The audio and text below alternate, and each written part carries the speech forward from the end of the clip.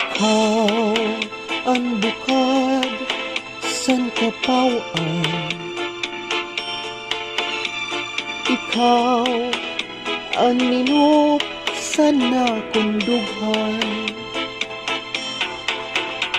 ikaw ang burabod san kapalaran,